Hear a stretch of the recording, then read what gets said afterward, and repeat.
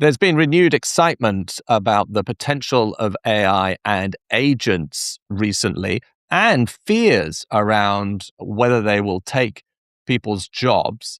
So today we thought we would look at the use of AI workflows, agents, and vibe coding as it applies to PR.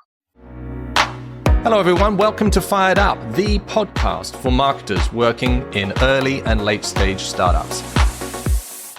Hello, everyone. Welcome to Fired Up. Today, we're going to be talking all about AI, Chris, and agents and AI workflows and vibe coding. We've really seen a big jump up in the potential of this, and the doomsayers have been coming out and battering stocks and saying that they're going to take over everybody's job. And I think a lot of PR people are thinking, look, it's not AI that's going to take my job. It's somebody that knows how to use AI better than me.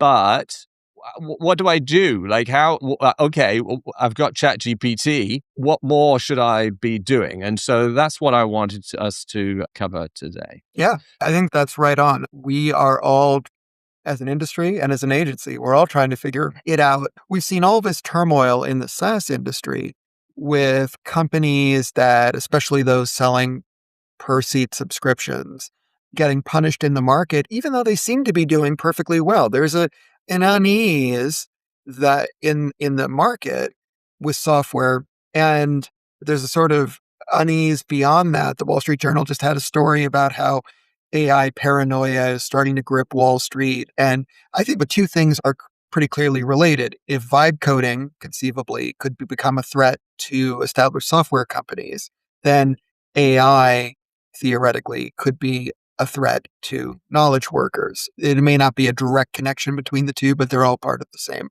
phenomenon. Yeah, as PR, I remember when I was first working in the industry and I had a sort of early AI client. It was a company that did AI for law firms and general counsels. And I remember that the consensus there at the time was that the low end of legal work, like a discipline called document review, which was really tedious and really time consuming and really ripe for automation, that was susceptible to AI. But that the higher order work that lawyers did was not.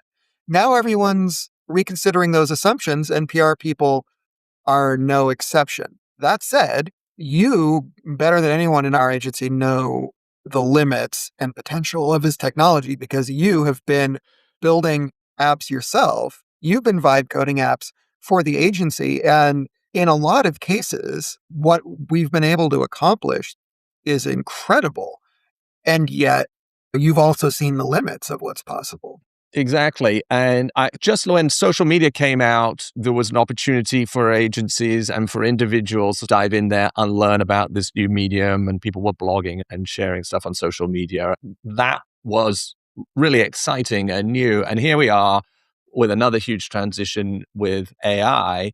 And so I think it's important for all of us to try to learn as much about it as possible. But we're all busy. People are fully deployed. And so it's fitting into the edges of the day for most of us. And some bits of AI are very easy to access. You're using ChatGPT. You can get it to research things. You can get it to help you write. We've covered that extensively on this show. And maybe you create a custom GPT for a particular brand and you upload all the information about the brand and the guidelines and about us and point to the website, and so that it can produce a better outcome. And I would say that a lot of PR people are like, okay, this is where I'm at and I feel pretty good about it. And if you've been doing this for the last 12 months, you've probably seen it get a little bit better, but the world hasn't massively changed. But now we've suddenly seen the last few weeks, all these with Claude Cowork come out and a lot of these other articles, a sudden renewed interest. And so it's definitely worth another look, because getting into AI workflows and actual agents and maybe vibe coding an app, like that's the next step. But I found it's hard to do, to get into it. And I thought we'd just walk through each of those. Yeah, and those really are two distinct categories, or it feels like they're distinct. Using an AI as an assistant, having a sort of interactive conversation, ideating with it on the one hand, and then on the other, creating a workflow that streamlines what you do every day and allows you to get more done. The two are not completely unrelated, but in practice, they feel like, to me anyway, they feel like different disciplines. And I think the consensus in the PR industry, like a lot of industries, is that at minimum, AI is really useful for brainstorming, ideation, helping you think of things that you had might not have occurred to you. What's funny, my father's elderly is starting to use AI, Oh, and cool. he actually, his first experience with it, he had a whole conversation. My brother was talking to him and trying to convince him of something, and he wasn't really buying it from my brother. So my brother turned on an AI and had the AI talk to my dad, and my dad didn't realize that this was an AI he was talking to. And he came away saying, "That guy was brilliant. We had a really good conversation." So after that, he started experimenting with it more. And like a lot of people, he immediately discovered that he couldn't trust what the AI was telling him, because he would quiz it on baseball stats or what happened in the market on a given day. And he would just immediately notice that the AI didn't have up-to-date information, or was just getting at things inexplicably wrong. And that's the paradox we're all grappling with, that AI is so capable in some ways and can deliver these moments of clarity and insight and brilliance, but you never know when it's going to just completely go wrong. And so given that's the case, what can you rely on it to do? And I think that's especially fraught for PR people when so much of our job is social, verbal, concerned with nuances. And the idea of ideating with AI makes a lot of sense to me. The idea of automating my work streams with it, let's just set aside all the horror stories and technical claims of people letting, you know, OpenClaw Yeah. loose on their Mac Mini and they're losing all their photos or they're having all their Yes. emails deleted. Bad. But setting that aside, is there even a repeatable daily workflow that I need the AI's help with? Yeah. And this was the bit that I was bumping up against. I was like, okay, I need an agent to do something. And we're supposed to be deploying agents and leveraging them beyond just using ChatGPT and some custom GPTs and maybe also using Claude, etc., and playing them antagonistically against each other. We're all doing that. There are platforms. I'm thinking about Relay. I'm thinking about Reliance. I'm thinking about Make and Zapier to an extent. I've used all of these where you can build agentic workflows. And how does that apply to PR? You need a process that you repeatedly do that is fairly similar every time. And you're trying to take one data source and do something to it and export it into another data source and do something else, right? And there are a lot of PR processes that are repetitive, and a lot of agencies are a pyramid of people in seniority, and they have a lot of junior people who are maybe doing some of these processes. Now, our agency is not like that. So because we're working with emerging brands and they need to move fast, and we're not doing lots of gloppiter reporting stuff. But I found those pretty bad at that. For example, you can go in and create a crisis manager agent, and you press the button and it creates a little prompt that it thinks that a crisis manager will do. I'm going to monitor for the mentions of this brand. And when the brand is mentioned repeatedly and it has negative sentiment, I'm going to take action by sending a Slack message or an email, and I'm going to craft a holding statement, and I'm going to do this. And look, okay, in a textbook, that's what a crisis manager might do, but you're never going to use an agent as your crisis manager like that, because it's going to have all these false alerts, and it's going to scrape the internet. So in order to do this, I'm going to scrape these websites and I'm going to look for mentions of this brand. And of course, we've all done the Mhm. Boolean searches of particular brand mentions. And then it's going to try to understand whether they're positive or negative and then come up with some summary. No one's going to rely on this. I tried to build an awards tracker in this. Just look, here's a company. Here are the kinds of awards that we've already got. Go out there, scrape, do a search, scrape some awards, and put them in this spreadsheet. And then I'll take a look at them. That's a fairly junior task that people who are fairly junior in an agency will do, and it's repetitive and has low judgment. So quite good to be Mm. automated. Horrible at that. Just horrible. They can't, automated things really used to struggle with taking unstructured data and putting it into a structured format like a spreadsheet. For some reason, it really Yeah. struggles with spreadsheets. PR people love spreadsheets. And Mhm. so, yeah, Mhm. bad. And I spent weekends on this, sort of passing the data and trying to make it do it because I thought, okay, this isn't that hard. Why is it not working? But those are fairly good at look at these 5 social media profiles and once a week scrape what they have said and put them through AI to summarize them and look for some themes and send me an email every Friday. I don't know how useful that is. Kind of useful if you want to improve your social media profile, but you could maybe have it monitoring your competitors. It's like a sort of super Google alert. Look at this website and see if they've changed their homepage or they've put out any news or made a blog post and summarize what it is and send me an. Sure, quite good at that. But I would say not saving people a ton of time. I think in my work, I divide tasks roughly into those where I need an accurate answer or precise Hmm. execution, and those where there's value just in getting other ideas.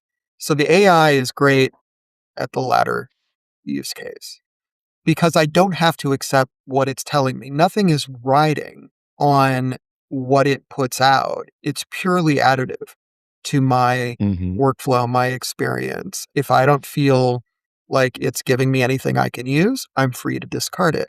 No decision has been made, no action has been taken. But I'm much less enthusiastic about using AI at the moment to do things that are important, to organize. Again, there are great stories about when OpenClaw isn't deleting all your photos. It can do a pretty good job of, say, organizing your desktop, summarizing your emails, or like Mm. figuring out which emails need to go in which folders. Summarization, grouping, that does seem like a core competence of AI. So if I have a task like that, I could see using it. But again, typically, if you're categorizing emails yourself, you're probably not going to be completely consistent. You could go back and look at your own work and say that email should have been in this folder as opposed to that folder. Or you should have duplicated it and it should be in both folders or something like that. You can argue even with the humans output. So I think for tasks like at that level where the AI can do at least as good a job as a human would, and it's not life or death whether the email goes in one folder or another. Great. Yeah, and I would describe that almost as the next level, as the agentic level. This AI workflow level is literally what is the process of moving data around? And an AI might need to manipulate that data, but it needs to be fundamentally the same process with the same data sources every time. And if you think about a lot of PR, there's just not that many processes that fit into that kind of standardized routine, like middleware almost, slightly smarter middleware process. So the AI workflow piece, I bumped up against a lot and didn't really break through. But what you're talking about here, and with OpenClaw and with Claude Cowork, I would sort of say is slightly different. Those are agents. And why are they different? Because they are iterative. You give them the goal and you Mhm. say, get to this goal, and it works out how to do it, rather than giving them the process and saying, here's the process, I just want you to do that. And there are more of those kinds of things in PR. And so to take my example of the awards tracker, which I had tried to sort of build a pipeline, here are the kinds of websites, scrape those, extract this data layer. This is the data I'm trying to look, put it in this format, then inject it into this spreadsheet, but then deduplicate to make sure that nothing's deduplicated. Like, just explaining that as a process is almost impossible. But an agent like Claude Cowork can do this. And so I actually did this on Tuesday night. So I got my award spreadsheet and I said to Claude, okay, here is an award spreadsheet, and it's got various columns, right? It's got the title and the award and the fee and the rationale, and it's got the link to it. An award spreadsheet is going to be very familiar to a lot of PR people. And I said, here's the website and maybe a bit of description about the company. Go and find me other awards. Just find me 10 that are like that. And then add them into this spreadsheet and format them in the same way. Now, it took a long time to do this, but it did, and it pasted them all in one cell to begin with. And so all the information was in one. But then it goes, okay, no, you haven't done this. No, you need to form. Do you see that these have got borders around them and your ones haven't? Okay. Like, it needs to train, and people do talk about training an agent like an intern. And so that's what they mean. Oh, well done. You've pasted them all into the spreadsheet, but you've put them all in one cell. Now let's spread them out. And it can easily do that. Comma separated files. It uses app scripts to do this. But it did it, right? It actually did it and found me 10. And they were pretty good. And they were not the same as the 10 that were above it. And I asked it, hey, check the deadlines on the other ones I've got, because deadlines can change. So I would say that is a routine task that people do, the PR people do. It needs to be done. It's not an exciting task, but it does have some judgment, some pattern matching. And now, in a short period of time, you can build an agent to do that using, I used Claude Cowork. You can probably do it out of that tool. What about the economics of that? Yeah, let's talk. I mean, token use. Yeah. You only get so many tokens, right? So I was on the pro, well, we're on the Teams thing, or the pro use case. Now, it burns through those tokens super fast, but you can top them up. And I kept on topping them up. And you go, I'll give you another $20. And, it sits there and thinks for 5 minutes, and that $20 is gone. On its first run, when it's working out the process, because it's going, okay, how do I update a spreadsheet? I need access, and I need to add, what are the different columns? I need to understand the columns on this thing. Like, it's doing some first run things, and it tries different approaches, and it'll tell you how it's doing it.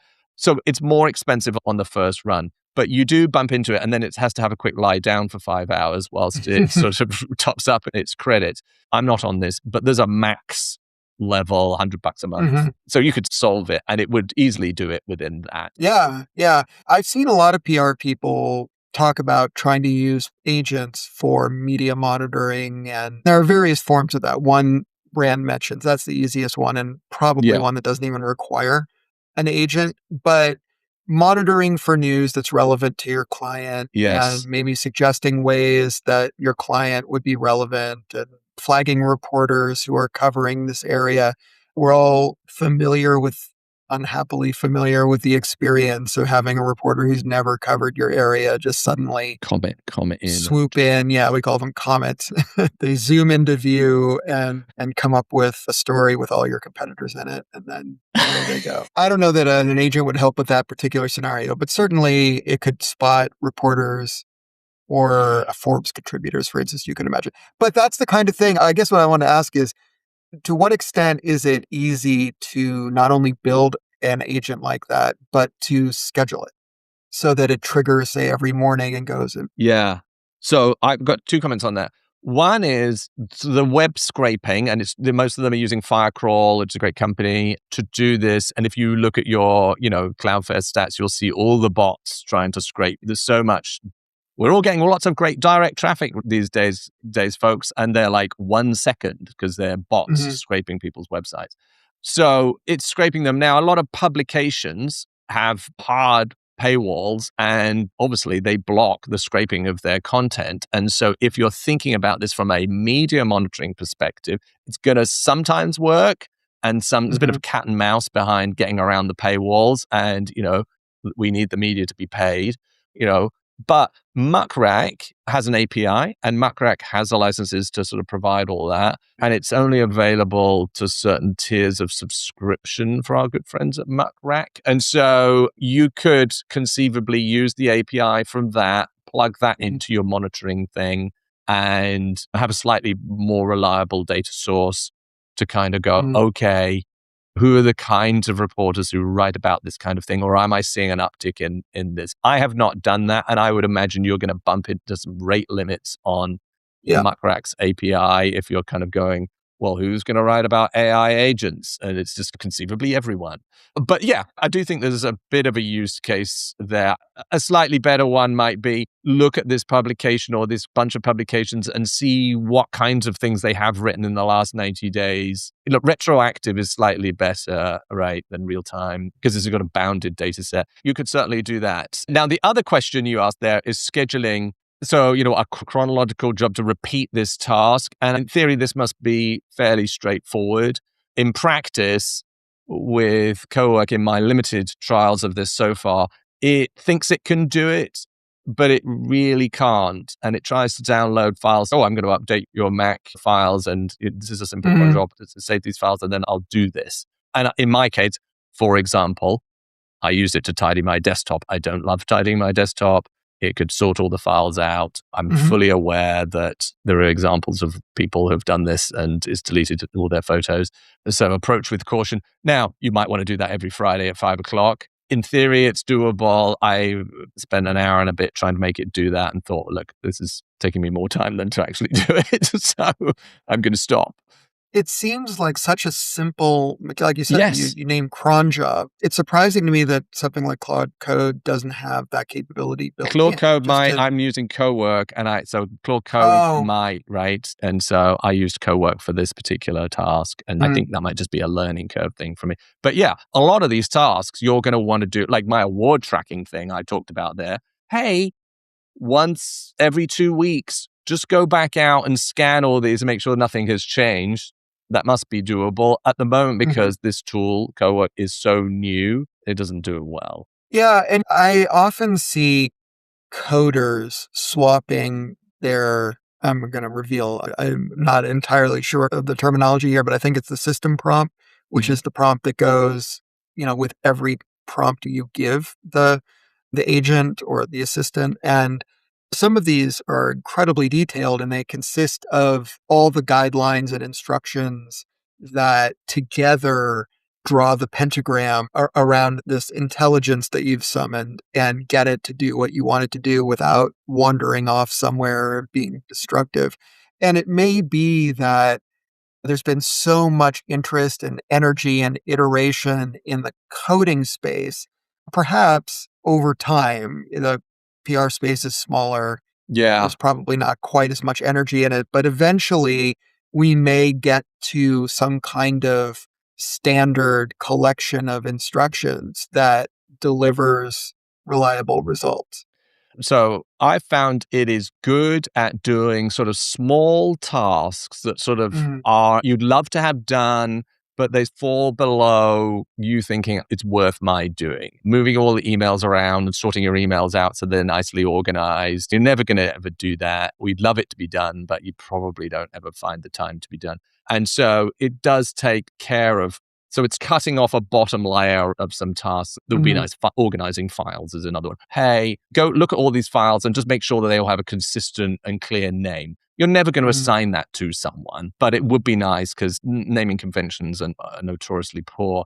So it's pretty good at that. In order to do the prompt, though, I tend to, and we can come on to talk about vibe coding here, I tend to, for Cowork, get Claude, like it has chat, Cowork, and code.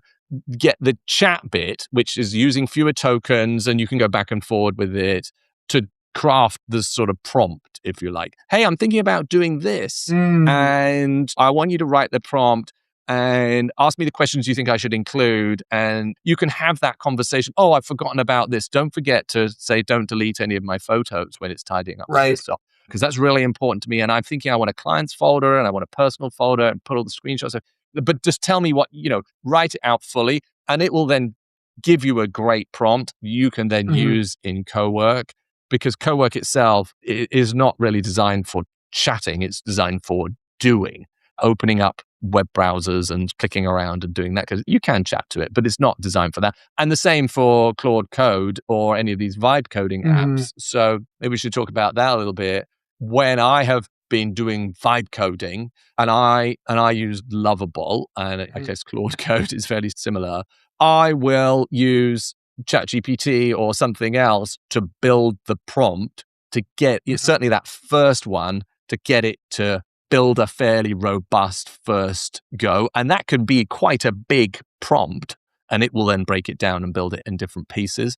But one sort of hack I've learned is, getting that first vision of what you're trying to build clear with ChatGPT really helps. The thing that I can never quite wrap my mind around is the whack-a-mole aspect of vibe coding, where in any code development process, you run the risk of creating new errors when you update the code. And some of those can be pretty unpredictable, but the level of unpredictability with vibe coded apps, at least the ones that we've been experimenting with in the agency, it just gives me pause, because problems that you thought went away, they're quiet problems, to use a favorite ChatGPT term, might appear 6 iterations of the software, 6 prompts down the line. You think you fixed it, and then boom, 6 prompts later, it's not adding up your hours correctly anymore. That's right. And I'm not a professional coder, but in my sense as a hobbyist coder is that most of the time, if you're coding, you have a reasonably good sense where trouble might, I know of it in incredibly complicated code bases. Your code can have a butterfly effect where it creates totally bizarre outcomes. But with vibe coding, because I've seen someone refer to it as like a slot machine experience where you keep pulling the lever until you hit the jackpot, and you're just giving the AI guidance verbally is, no, that's not right. That's not right. That's not right. You got that, but you didn't get this right. And eventually you think that it's right. But most of us in PR, we're not thoroughly testing every time. We don't have a test bed. So how feasible is it? I guess we're still figuring it out. I think this is a great question, and it's a big fear. And so I would say, if you haven't used, I can only explain about Lovable, but I guess they're all the same, and it uses Claude behind the scenes. It is a bit like, I'm not a coder. It is like coding with, how ChatGPT is like, oh yes, this is a great idea. And, you can certainly, and it's going to tell you how wonderful all the features are. And it's very enthusiastic. It's, oh, great. It's like, coding with a puppet. Through a gold retriever. And it goes off and I've built you this, and comes back and you're like, yeah, that wasn't quite what I meant. Okay, throw the ball again. And just comes back again. And be prepared for quite a lot of trial and error. However, it is quite magical if you are not a coder and suddenly you can create a UI and a database behind it and it can do something. And if you have a clear idea of what you want to build and how it should look at the end, and how the math, if there's math, or how it should operate, then you're going to get there. It's going to do a lot of things like, here are all these, I want to have all these features, and it will forget the features. And then you press the button. Oh, this button actually doesn't do anything. Or this calculation is calculating it in the wrong way. So you are going to have to, the bug fixing. There's quite a lot of whack-a-mole there. And sometimes you have to have your wits about you, because it will go, okay, so, to solve this problem, I'm going to do this and delete something else, or change the data structure to be this. Okay, no, wait. Because if you do that, it's going to break something. So you have to have your wits about you a little bit. You can go back and unpick it, so it's not finite. And the data structure is important, because I was, okay, now we're going to need to add on this feature. Okay, I'm going to need to add all these extra fields. And I had none of those planned out in advance, so I was iteratively adding them in. I was building it, just to clarify, like a timesheet system. Let's just call it that. A lot of agencies, what we're doing is we're selling our time and we're allocating them to different clients. And so we need to track that time. We have a finite amount of it, and we need to make sure that people are not over capacity or under capacity. Even if that's not what you're selling, you've got to track where you're allocating your time so everybody gets correctly serviced and none of your team have too little or too much to do.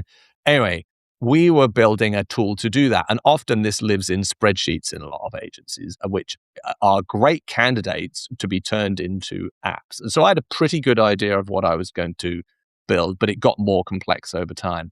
And then I had the paranoia about, yes, but what I've built here, it's not really an app. It's just a toy that sort of looks like an app.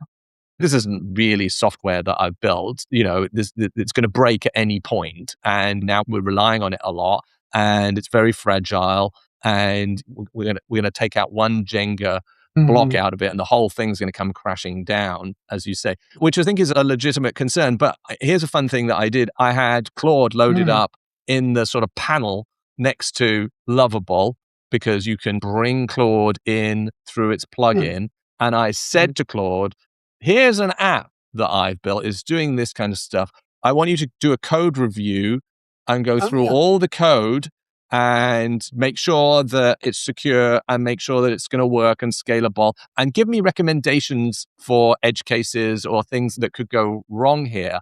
And I don't know whether it recognized that, hey, there's opus behind both of these things, but it did a code review, and it was finding things like, okay, this function is 1,000 lines of code, and best practices that could take a long time, and best practices, you should break that up, and let's break that up into key functions that can be called via hooks into this area to do this.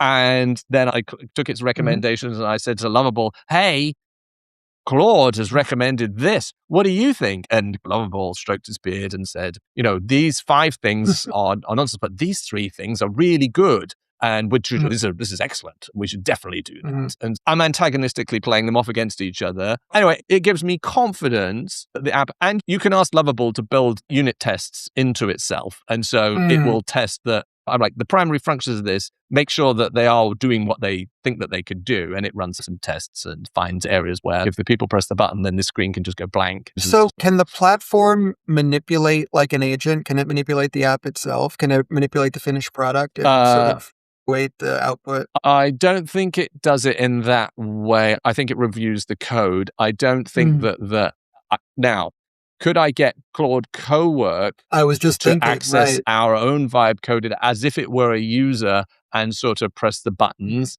I think you could certainly do that. Whether that would be a good use of tokens and how efficient that would be, I don't know. And I'm not going to do it because it will go in there and start pressing. I don't want to make changes on our actual live database. But now, this raises an interesting point. What we're working toward here is a PR agency without an IT. We have an IT desk, but we don't have a software development function. But what we're groping our way toward here is like a test environment and a prod environment and a DevOps pipeline. It's starting to sound like an actual software development process. And most PR people are not.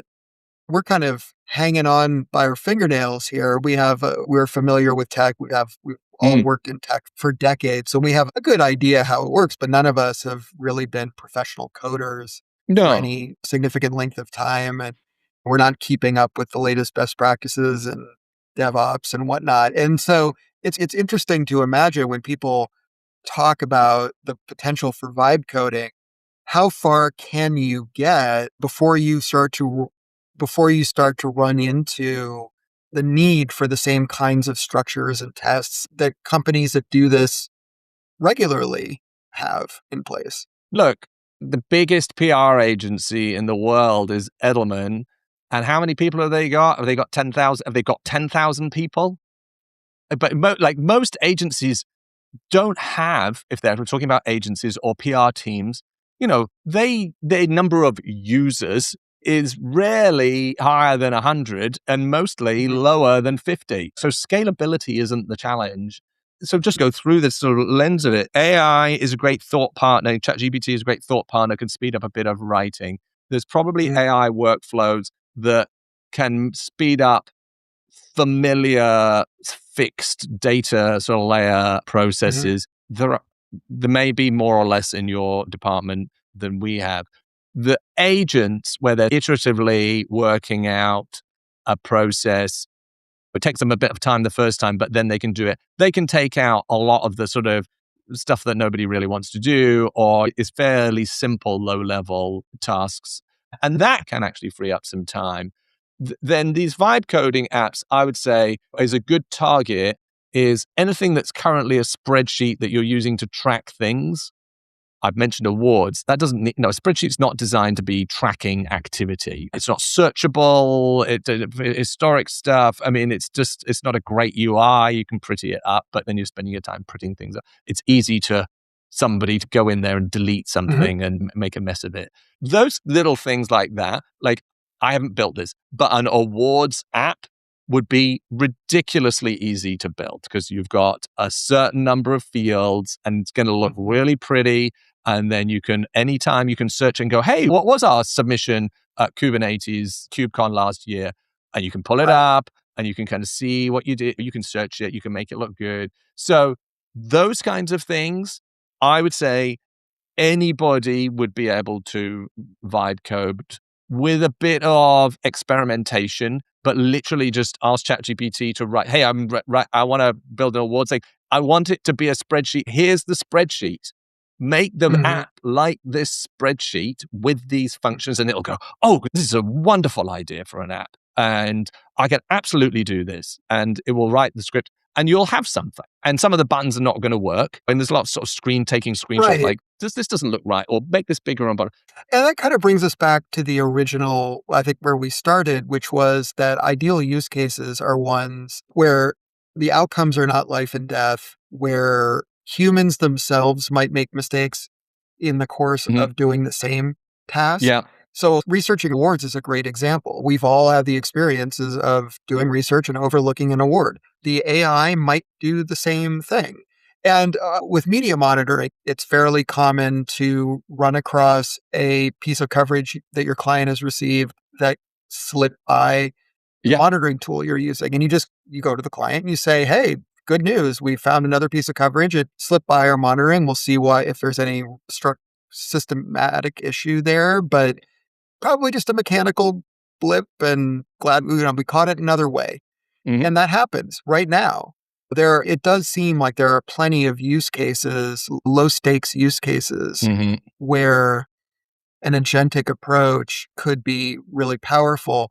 And I think, again, to go almost all the way back to the beginning of the conversation, maybe we're going to find that agents have a bigger impact on PR than vibe coding apps would. Yes. And that's the difference. It's a subtle but important difference between vibe coding a tool to help accelerate your work and spinning up an agent that will actually go out and do the work. And it turns out if you are trying to create that app that humans have to use, you have to think about UX, you have to think about a lot of considerations, and there's probably a lot more, in some ways, room for error and friction than if you can get an agent to just go out and do it. So if I could create an agent that would enter my time for me, then that would obviate the need for a timesheet app that makes it efficient for me to enter and store my time. That's right. Right. The end goal is to have your time tracked. And up to now, the most efficient way to facilitate that goal with technology has been to create apps, SaaS apps, desktop apps, that accelerate the task you are already doing. Now, what we are on the verge of is technology that will just go do the job for you. And it seems like for PR practitioners who are not technical experts, that is, especially given that you create these agents using language, which PR pros are familiar with, that feels like that's probably more what the future, to me anyways, more what the future looks like than imagining a bunch of agencies all with their own vibe-coded SaaS timesheet app. No, right. But if it needs a front end that other people are going to access, and it can still have some of that agentic capability behind it, you can bring in ChatGPT workflows into a vibe-coded app to say, hey, look at all this data, and then give me a summary of it, ChatGPT, with these kinds of things. Give it a prompt, and it will then spit that out onto a nice web page or what have you. It's very good for developing microsites or web pages or that kind of thing. But if it doesn't need a front end, like you had said, then an agent is good. And Claude Cowork has a concept called plugins, which are basically sort of like a browser plugin, but it's like a sort of Cowork plugin, a way of sharing an agentic workflow with an agent with others. So my awards one that I've created, you could use for a different client with a different awards sheet, a tracker, and you can initiate that on your own timeline. And that doesn't need a front end. It's just an agent. To your timesheet thing, I think maybe you could create an agent that would look at what you're doing in your browser and pick up, here are the clients I work on, and here's what they do. Try to understand, I'm working for this client. When you see me working on that, or writing an email about this, or writing a press release or what have you, record the time for that. And then, because when I'm chatting in Slack, watch what I'm doing for Slack and just record the time for that. It follows you around dutifully, monitoring what you're doing, using a bit of intelligence to identify the brand. In theory, you could take away the need for Chris to remember I spent half an hour on this client and fill it in, because it's automatically doing that in the background. And that's just, the timesheet is just being tracked through the agent. That would be great. I don't know how accurate that would be. It would take a little bit of dialing in, but then you don't need a UI, because there's the only UI you need, or you don't need an input. You just need the graphs and the sort of the output side of it.